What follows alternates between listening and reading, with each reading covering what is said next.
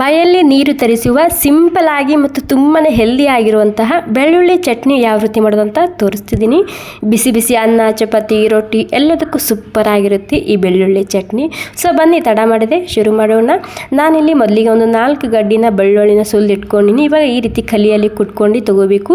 ಈ ರೀತಿ ಕಲಿ ಇಲ್ಲ ಅಂದರೆ ಮಿಕ್ಸಿಯಲ್ಲಿ ಕೂಡ ರುಬ್ಕೊಂಡು ತೊಗೋಬೋದು. ಬಟ್ ಈ ರೀತಿ ಕುಟ್ಟಿದಂತಹ ಚಟ್ನಿ ರುಚಿ ಬೇರೆಯೇ ಇರುತ್ತೆ.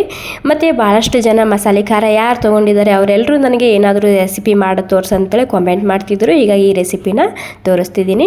ಇವಾಗ ಇದಕ್ಕೆ 1.5 ಚಮಚ ಆಗುವಷ್ಟು ಧನಿಯಾ ಪೌಡರ್ ಹಾಕ್ಕೊತಿದ್ದೀನಿ, ಕೊತ್ತಂಬರಿ ಬೀಜದ ಪೌಡರ, ರುಚಿಗೆ ತಕ್ಕಷ್ಟು ಉಪ್ಪು ಮತ್ತು main ingredient home made pure ಆಗಿರುವಂತಹ ಮಸಾಲೆ ಖಾರ ಹಾಕ್ತಿದ್ದೀನಿ. ಒಂದು 4 ಚಮಚ ಆಗುವಷ್ಟು ಹಾಕ್ಕೊತಿದ್ದೀನಿ. ಈ ಮಸಾಲೆ ಖಾರ ಬೇಕಿದ್ರೆ ಈ ನಂಬರ್ ಇದೆ ಅಲ್ವಾ, ಅದಕ್ಕೆ ನೀವು ಆರ್ಡರ್ ಮಾಡ್ಬೋದು. ಇಲ್ಲ ಅಂದರೆ ರೆಡ್ ಖಾರದ ಪುಡಿ ಹಾಕೋಬೋದು. ಬಟ್ ಈ ಮಸಾಲೆ ಖಾರ ಹಾಕೋದ್ರಿಂದ ಚಟ್ನಿ ರುಚಿ ತುಂಬಾ ಸರಿಯಾಗಿ ಬರುತ್ತೆ. ನೀರು ಹಾಕ್ಕೊಂಡು ಈ ರೀತಿ ಮಿಕ್ಸ್ ಮಾಡ್ಕೊಂಡಿನಿ. ಇವಾಗ ಇಲ್ಲಿ ಕಡಾಯಿನಲ್ಲಿ ಸ್ವಲ್ಪ ಎಣ್ಣೆ ಹಾಕ್ಕೊಂಡಿನಿ. ಎಣ್ಣೆ ಬಿಸಿ ಆದಮೇಲೆ ಸ್ವಲ್ಪ ಜೀರಿಗೆ ಮತ್ತು ಈ ಮಿಕ್ಸ್ ಮಾಡಿದಂತಹ ಮಸಾಲಾನ ಹಾಕ್ಕೊಂಡು ಜಸ್ಟ್ ಒಂದು 5 ನಿಮಿಷ ಇದನ್ನು ಹುರ್ಕೊಂಡು ತೊಗೋಬೇಕು ಅಷ್ಟೇ. ಬೆಲ್ಲ ಸೇರಿಸ್ತಿದ್ದೀನಿ, ಒಂದು 2 ಚಮಚ ಆಗುವಷ್ಟು. ಉಪ್ಪು ಖಾರ ಬ್ಯಾಲೆನ್ಸ್ ಆಗುತ್ತೆ. ಇವಾಗ 5 ನಿಮಿಷ ಆದಮೇಲೆ ಇದಕ್ಕೆ ಕೊತ್ತಂಬರಿ ಸೊಪ್ಪು, ಒಂದು ಅರ್ಧ ನಿಂಬೆಹಣ್ಣು ರಸನ ಹಾಕ್ಕೊಂಡು ಸರ್ವ್ ಮಾಡ್ತಿದ್ದೀನಿ. ತುಂಬಾ ಹೆಲ್ದಿ ಆಗಿರುವಂತಹ ರುಚಿಯಾಗಿರುವಂತಹ ಬೆಳ್ಳುಳ್ಳಿ ಚಟ್ನಿ ತಯಾರಾಗಿದೆ. 1 ವಾರ ಆಗೋ ತನಕ ಸ್ಟೋರ್ ಮಾಡಿ ಇಟ್ಕೋಬೋದು ಈ ಚಟ್ನಿ. Thank you.